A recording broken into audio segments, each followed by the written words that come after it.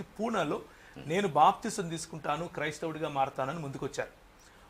ఇది మన Methodist historical బుక్స్లో ఉంటుంది, మన లైబ్రరీస్లో ఉంటుంది.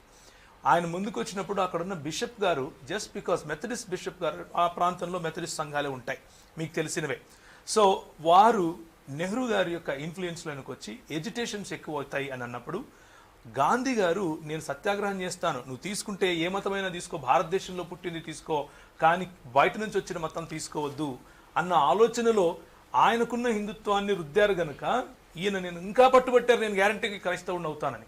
అయినా కానీ మన క్రైస్తవ నాయకులు ఏం చేశారు అని అంటే, మేము రాజకీయ మత మార్పిడులను ఒప్పుకోము, ఎంకరేజ్ చేయము, మేము ఆత్మీయ మత మార్పిడులను ఒప్పుకుంటాము అన్నటువంటి స్టాండ్ తీసుకున్నారు.